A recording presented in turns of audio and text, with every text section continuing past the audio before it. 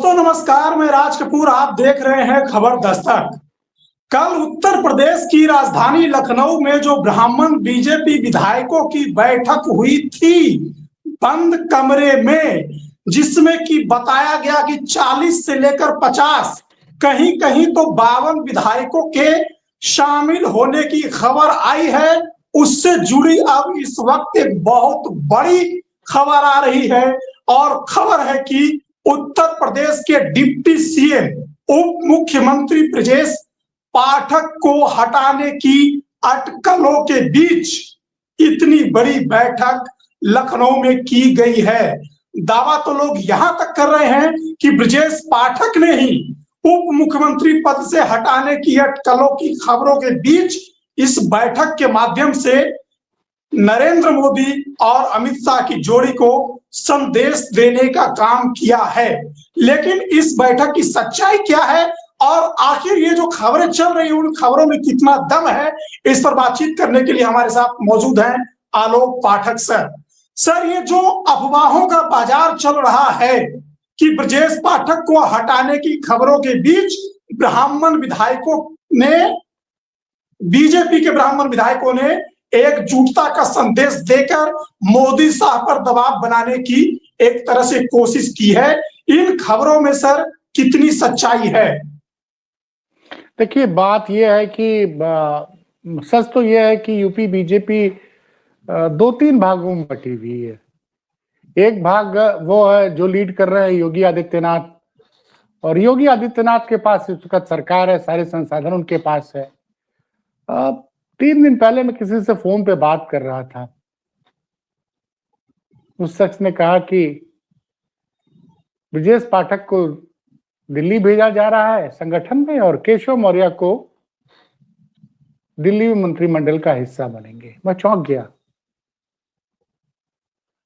गया कि इसका मतलब योगी खेमा ये खबर फैला रहा है कि अब यूपी में, मैंने आपको बताया था, मैंने लिखा भी था कि एक दिन मैं अपने डॉग को लेकर टहल रहा था तो एक सज्जन है, योगी जी के भक्त हैं, स्वाभाविक हैं, योगी जी के भक्त हैं, अच्छी जगह बैठे हुए हैं फिलहाल। तो वो कहने लगे, अरे पाठक साहब, अब तो योगी जी का पार्टी पे कब्जा हो गया। मुझे फल खिलाना चाह रहे थे, मैं हंस दिया, क्योंकि देखिए बात तो कब्जा किसी का हो नहीं सकता, आदमी का शरीर आदमी के बस में नहीं है। मैं आपसे बात कर रहा हूँ, कितनी देर बात करूंगा, सब महादेव की कृपा है। लेकिन ये जो योगी भक्त है, इनका आत्मविश्वास बहुत बढ़ गया और इनका आत्मविश्वास बढ़ा क्या 2024 में थोड़ा सा मोदी साहब कमजोर हुए, योगी भक्तों का आत्मविश्वास, तब इन लोग को लग रहा है, उन्होंने दूसरी जैसी बात में, आपको कैसे लगा कि जो कुछ भी हो रहा है, मैंने थोड़ा टटोला उनको, तो कहते हैं कि ऐसा है ना कि योगी जी नहीं कहा था कि कुर्मी अध्यक्ष चाहिए, लेकिन उन्होंने स्वतंत्र देव सिंह को नहीं बनाया, पंकज चौधरी को बनाया, और पंकज चौधरी जी आके योगी जी के सामने दंडवत हो गए। मैं उनके सामान्य गान पर मुझे थोड़ी हंसी आई, लेकिन हंसा नहीं। कारण क्या है कि योगी जी गोरखपुर मंदिर के महंत है, मठ है, मठाधीश हैं। तब आदमी जाएगा तो जिस मंदिर में, मठ में जाता है, उसके महंत को प्रणाम तो करता है ना, ये हिंदुओं के संस्कार होते हैं। मैं योगी जी को बिल्कुल नहीं पसंद करता हूं व्यक्तिगत रूप से, लेकिन अगर वो गोरखनाथ मंदिर जाऊंगा और महंत की कुर्सी पे बैठे रहेंगे तो मैं कम से कम महंत की कुर्सी को तो मैं झुक के प्रणाम करूंगा ना, प्रणाम करूंगा ना, ये हिंदू है, मेरा संस्कार है।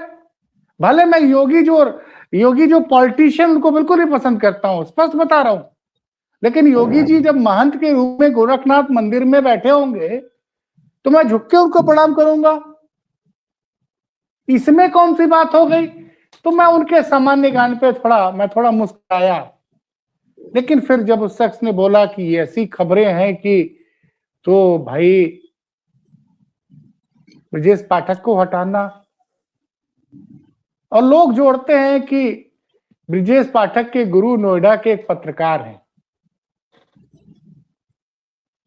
उस पत्रकार के बारे में चर्चा है कि वो पत्रकार इनडायरेक्टली यूपी की पॉलिटिक्स को नोएडा से कंट्रोल करता है। मैंने इस चीज का जिक्र किया क्योंकि पत्रकार बहुत पहुंची हुई चीज है। अच्छा, उसी शहर बनारस के हैं जहां का मैं हूं, तो हम बनारसी जो है ना एक दूसरे को ढंग से तजबीजते हैं। कौन वो बनारस में हर पत्रकार आदमी, होंगे? हाँ, तो हम भी बनारस के हैं गुरु। अच्छा, बनारस में हर आदमी खुद एक गुरु होता है, उसका सीधे हर आदमी का महादेव से कनेक्शन होता है, तो अपने सामने किसी को कुछ समझता नहीं है। जैसे मैं भी किसी को कुछ समझता नहीं हूं, मैं 100% मानता हूं कि मेरा सीधे कनेक्शन महादेव से है। खैर, लेकिन ब्रजेश पाठक जी जमीन से उठ के आए हैं, लखनऊ सिटी में राजनीति की है, फिर कांग्रेस में आए, पंडित हरशंकर तिवारी के साथ उनके बेटों के साथ काफी दिन तक रहे। उसके बाद बसपा में आए, अब बसपा में आए तो 2004 में ही सांसद बन गए, 2009 में वो राज्यसभा गए, और बहुत कमजोर पृष्ठभूमि से आते, उन्होंने सेल्फ मेड मैन है। मैं आपको मतलब सार्वजनिक मंच से कह रहा हूं, मैं ब्रजेश पाठक के खिलाफ खूब खबरें करता हूं, लेकिन मेरे किसी परिचित की अगर तबीयत खराब हो जाए, चूंकि मैं ब्रजेश पाठक, मुझे व्यक्तिगत रूप से जब वो राज्यसभा सांसद थे उसके पहले से, जब वो संसद सदस्य थे तब से जानते हैं, 2008 से। तो अगर मैं उनको फोन कर देता हूं तो वो उस चीज का पूरा ख्याल रखते हैं, उस आदमी के इलाज की पूरी व्यवस्था कराते हैं, जबकि मैं लगातार उनके खिलाफ खबरें करता हूं, कभी उन्होंने इस चीज का बुरा नहीं माना। समझिए, तो जो आदमी अपने आलोचकों से भी मुस्कुरा के मिल रहा हो और जो आदमी जमीन से उठ के आया हो, तो मैंने जब इस मीटिंग के बारे में एक ब्राह्मण पत्रकार से बात की, नाम नहीं लूंगा, समझने की कोशिश की कि भाई ये कौन है, तो पता चला ये पीएन पाठक जो आयोजक हैं वो पहली बार के विधायक हैं, एबीपी से उठ के आए हैं, और वहां जिस तरह से कागज पे विधायकों के, ब्राह्मण विधायकों के नाम वगैरह लिखवाए गए, फोन नंबर लिया गया, क्योंकि बात वहां पे अंदर खाने ये चर्चा हो रही थी कि यार किसी ब्राह्मण के साथ कुछ हो जाता है तो हम लोग को उसकी मदद करनी चाहिए। एक देवी पाटन मंडल के एक विधायक के यहाँ शादी उदी थी, उनको पता ही नहीं कि एनडीए में कितने ब्राह्मण विधायक हैं। तो सोचिए, इस तरह का आयोजन किया गया, सारे ब्राह्मण विधायक मिलते हैं, कागज पे सबका नाम लिखा जाता है। एक व्हाट्सएप ग्रुप बनाने की भी बात हुई थी, जैसा वो बता रहे थे, लेकिन व्हाट्सएप ग्रुप बनाने का विरोध किया पत्रकार से विधायक बने एक नेता ने, ऐसा कह रहे थे लोग। अब दर्शक समझदार हैं कि पत्रकार से विधायक कौन बना है, और लोग ये भी कह रहे हैं कि एक सज्जन जो कि दिल्ली के एक रिटायर्ड आईएएस के बेटे हैं, उन्होंने भी व्हाट्सएप ग्रुप बनाने का विरोध किया। क्या इससे गलत संदेश जाएगा? लेकिन उन्होंने याद दिलाया कि भाई साहब, इस मीटिंग में दो लोग ऐसे हैं जो केशव जी के भी बड़े करीबी हैं और ब्रजेश जी के भी बड़े करीबी हैं। अब बड़े मुखर हैं वो डंके की चोट पे बहुत कुछ बोलते हैं, बाद में थोड़ा सा पलट भी जाते हैं। बनारस के बगल के जिले के विधायक है वो।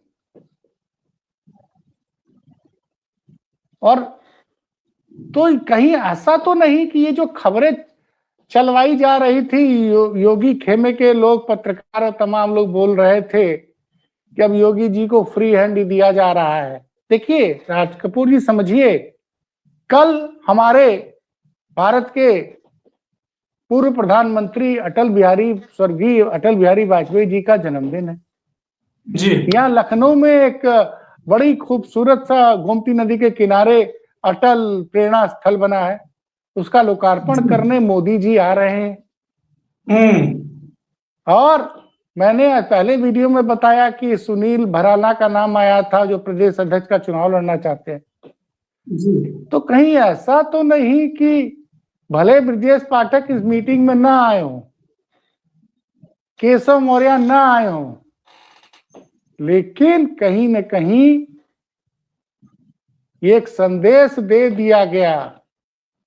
जो लोग ये संदेश दे रहे थे कि अब योगी जी को फ्री हैंड दे दिया गया है, देखिए सच क्या हम ये नहीं पता, क्योंकि मोदी और शाह के दिमाग में क्या चल रहा है ये कोई पत्रकार बता नहीं सकता साहब। हम तो छोटे छोटे डॉट जोड़ रहे हैं।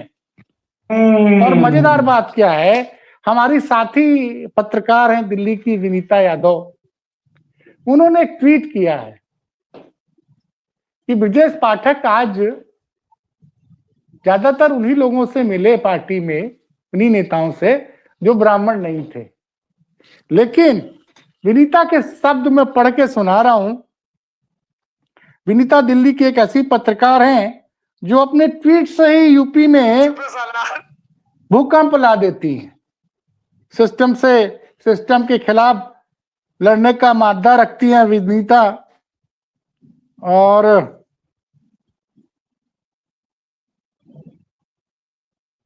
जो विनीता के ट्वीट का जो शब्द है, इन शब्दों से बहुत कुछ समझ जाएगा।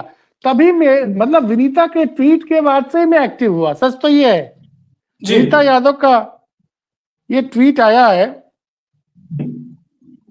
वो लिखती है विनीता यादव, पाठक जी अनुभवी नेता हैं। दर्शक, मैं ब्रजेश पाठक की बात कर रहा हूं। ब्रजेश पाठक जी अनुभवी नेता हैं, मीडिया की नब्ज भी जानते हैं।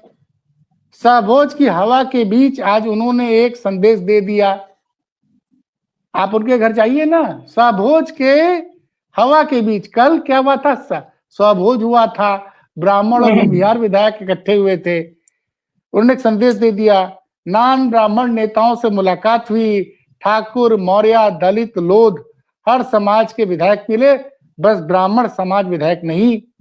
इशारा समझिए, राजनीति में कभी जो नहीं मिलता वही सबसे ज्यादा बोलता है।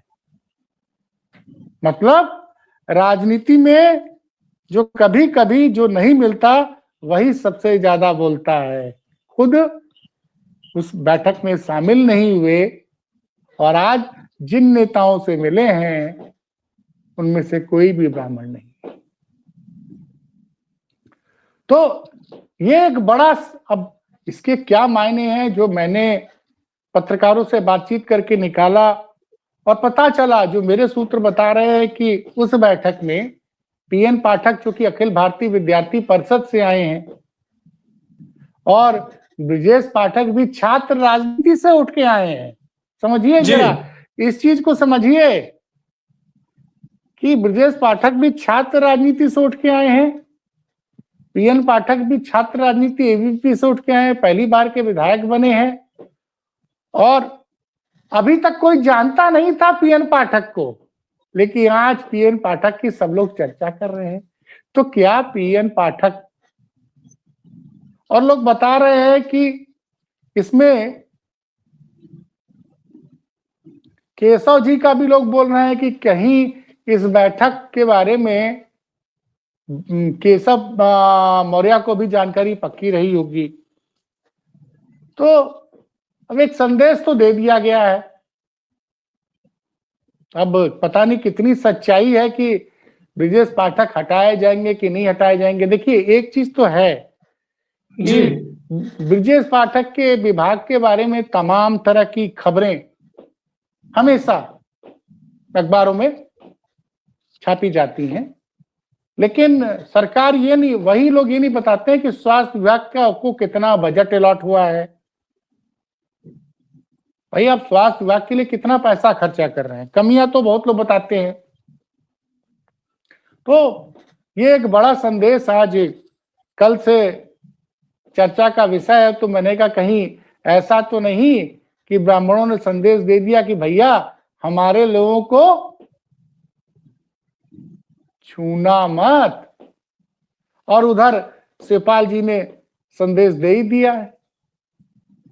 शिवपाल जी ने पत्रकार साथी वीरेश पांडे से बात करते हुए बोला है कि भाई समाजवादी पार्टी तो हमेशा से ब्राह्मणों का सम्मान करती है, जो भी असंतुष्ट है वो इधर आ जाए। और साथ में उनके माता प्रसाद पांडे जी भी थे। अब देखिए समाजवादी पार्टी ने कैसे बैलेंस बनाया है। विधानसभा में विधायक दल के नेता कौन है? माता प्रसाद पांडे। तो एक ब्राह्मण को विधायक दल का नेता बना दिया अखिलेश जी जब यहां से दिल्ली गए। तो पार्टी के अध्यक्ष कौन है? श्यामलाल पाल, जो कि पिछड़े समाज से आते हैं, और दलित वोट के लिए अवधेश प्रसाद को किस तरह से सम्मान पार्टी देती है आप देख ही रहे हैं, जो अयोध्या से चुनाव जीते हैं सामान्य सीट से जी। और आज शिवपाल जी का ये कहना कि सपा में हमेशा ब्राह्मणों का सम्मान रहा है, तो जो बीजेपी से नाराज हैं वो इधर आ जाएं। तो एक ही चीज, दोनों चीज हो रही है। भाजपा के विधायक एकजुट हो रहे हैं, दिल्ली को संदेश जा रहा है, दूसरी तरफ शिवपाल जी कह रहे जो नाराज हो वो इधर आ जाओ। यानी और लोग बता रहे हैं कि एक तस्वीर आई है, केशव मौर्य और शिवपाल यादव एक साथ जा रहे हैं, लिफ्ट में ही सही जा रहे हैं, उस पर भी बड़ी चर्चा हो रही है, तो बड़ी चर्चा उसकी भी है। और कहीं ना कहीं देखिए, मैं सच बोलूं कि योगी जी जब से आए हैं सत्ता में, दर्शक मुझे मेरी आलोचना कर सकते हैं, लेकिन कुछ तथ्य मैं रखना चाह रहा हूं राज कपूर जी। 2017 में जब चुनाव होता है, उसके पहले 2014 में चुनाव होता है, नरेंद्र मोदी के नाम पे उत्तर प्रदेश में एनडीए 73 सीटें जीतता है। कितनी सीटें जीतता है? 73। योगी जी चेहरा नहीं होते हैं, प्रदेश अध्यक्ष केशव मौर्य जी होते हैं, और चुनाव होता है। भारतीय जनता पार्टी के प्रदेश अध्यक्ष केशव मौर्य, राष्ट्रीय अध्यक्ष अमित शाह जी, प्रधानमंत्री मोदी के नाम पर चुनाव लड़ा जाता है और भारतीय जनता पार्टी 325 सीटें जीतती है, रिकॉर्ड। उसके बाद योगी जी को मुख्यमंत्री बना दिया जाता है। योगी के मुख्यमंत्री बनने के बाद पहली परीक्षा क्या होती है कि 2 जगह उपचुनाव होते हैं, क्योंकि योगी जी भी सांसद थे और केशव जी भी सांसद थे। इन दोनों जगह उपचुनाव होता है, गोरखपुर में और फूलपुर में, 2018 मार्च में। और 1 साल पूरा होता है योगी सरकार का और भारतीय जनता पार्टी गोरखपुर सीट हार जाती है, जो सीट 1991 से लगातार वो जीतती आई है। योगी के गढ़ में भाजपा हार जाती है, फूलपुर में भी भाजपा हारती है। ये शुरुआत थी। 2019 के लोकसभा चुनाव में एनडीए की सीटें जो है 73 से घटकर 64 हो जाती हैं, 9 सीटें कम होती हैं। फिर 2022 का चुनाव आता है, विधानसभा में भारतीय जनता पार्टी गठबंधन को 325 सीटें थी, घट के 275 जाती है, 50 सीटें कम होती हैं। मतलब जब से योगी ने चार्ज लिया तब से भारतीय जनता पार्टी का ग्राफ उत्तर प्रदेश में लगातार नीचे जा रहा है। और 2024 बता दीजिए, 2024 लोकसभा बता दीजिए। वो तो अब दर्शक हमारे बड़े सक्रिय दर्शक हैं, हमारे दर्शक बड़े जागरूक हैं। 80 में 80 कहने वाले पत्रकार, 80 में 77 वाले पत्रकार, और नतीजे आए तो क्या हुआ कि एनडीए 36 पे सिमट गया और एनडीए समाजवादी पार्टी अकेले 37 सीटें जीतती है, कांग्रेस 6 सीटें जीतती है और चंद्रशेखर रावण अलग 1 सीट जीत जाते हैं। 44 सीटों पर विपक्ष जीतता है। इंडिया गठबंधन का वोट शेयर भाजपा से ज्यादा होता है। और उसके बाद लगातार, याद करिए, केशव मौर्य ने कहा था कि संगठन सरकार से बड़ा होता है। तो कहीं ना कहीं, और ये सब कब होता है सर? ये सब तब होता है जब योगी आदित्यनाथ के कुछ लोग कहते हैं कि योगी की लोकप्रियता मोदी से भी ऊपर हो गई है, तब होता है ये सब। अब ये वो अच्छा जाके देखिए, उनका टाइटल देखिए, जो लोग ये गाते हैं उनके नाम का टाइटल देखिए, कौन लोग ये कहते हैं। और अभी जो वर्तमान स्थिति है, पंकज चौधरी प्रदेश अध्यक्ष बन गए हैं। अब देखते हैं, फिलहाल ब्राह्मण समाज की मीटिंग देखिए। ब्राह्मण समाज का अगर बीजेपी से मोहभंग हो गया जी, मैं आपको बताऊं तो उत्तर प्रदेश में बहन जी पूर्ण बहुमत की सरकार बना लेती हैं। और उसके बाद अखिलेश यादव समाज पूर्ण बहुमत की सरकार बनाते हैं, फिर ब्राह्मण भाजपा के साथ आ गए तो भाजपा की पूर्ण बहुमत की सरकार बन रही है। तो अब क्या ब्राह्मण वोट बैंक किस करवट बैठेगा, ये तो देखिए। विधायकों का तो मैंने बता दिया कि विधायकों को जमीनी हकीकत पता है, और 2024 में ब्राह्मण नाराज थे, और मैंने सीट वाइज बताया था दर्शकों को पिछले वीडियो में कि कहां कहां कितना नुकसान हुआ जी। तो अब देखते हैं, जो लोग ब्रजेश पाठक को हल्का समझ रहे हैं, योगी के खेमे के पत्रकार, वो ये भूल रहे हैं कि ब्रजेश पाठक अपने चाचा की विरासत से राजनीति में नहीं आए हैं। वो अपने बलबूते मेहनत करके यहां तक पहुंचे हैं, उप मुख्यमंत्री के पद तक। तो उस आदमी में विरोधियों को अपना बनाने की कला आती है, जो योगी आदित्यनाथ में तो एकदम नहीं आती। और जब केशव मौर्य और ब्रजेश पाठक एक साथ हो जाएंगे और उसमें शिवपाल जी कहें कि अगर आप भाजपा विधायकों को, ब्राह्मण विधायकों को वो परेशानी है तो उनका समाजवादी पार्टी में स्वागत है, इसका मतलब कहीं ना कहीं अखिलेश यादव ने जाल फैला दिया है। अब उसमें योगी जी फंसते नजर आ रहे हैं। मतलब आप ये कहना चाह रहे हैं कि उत्तर प्रदेश में जब भी ब्राह्मण एकजुट हुआ है जिस पार्टी के साथ, उस पार्टी की पूर्ण बहुमत की सरकार बनी है, चाहे समाजवादी पार्टी हो, चाहे बहुजन समाज पार्टी हो, चाहे भारतीय जनता पार्टी हो। और इस वक्त जिस तरह से ब्राह्मण एकजुट हो रहे हैं और उस नहीं, मैं आपको बता रहा हूं राज कपूर जी कि कांग्रेस ने भी 3 वोट बैंक पे शासन किया है 40 साल तक उत्तर प्रदेश में, ब्राह्मण, हरिजन, ब्राह्मण, दलित और मुस्लिम जी। तो फिलहाल जो ये ब्राह्मणों का एक जुटान जो हुआ है, महाजुटान हुआ है, इस पर नजर सबकी है। और आपने जो अंदर का जो सर आज खेल खोला है, अंदर के बैठक की जो बात बताई है, मुझे लगता है कि दर्शक इस वीडियो को काफी पसंद करेंगे और अंदर की जो बात आपने बताई है उसको रिलेट करने का काम करेंगे, क्योंकि कल प्रधानमंत्री नरेंद्र मोदी का आगमन भी होने वाला है। और अखिलेश यादव ने भी जो आपने बताया कि किस तरह से अपना शतरंज का विषाद फैला दिया है, और जो चाचा शिवपाल सिंह यादव हैं उन्होंने भी मौका और ऑफर दे दिया है। देखना होगा कि ये बैठक का आखिरी निचोड़ प्रधानमंत्री मोदी जब कल आते हैं उसके बाद क्या निकलता है, इस पर देश प्रदेश के साथ साथ हमारी और आपकी निगाह भी बनी रहेगी। और जैसे ही इससे जुड़ी कोई खबर आएगी हम आपके लिए तुरंत लेकर आएंगे। तब तक के लिए हमें इजाजत दीजिए। नमस्कार।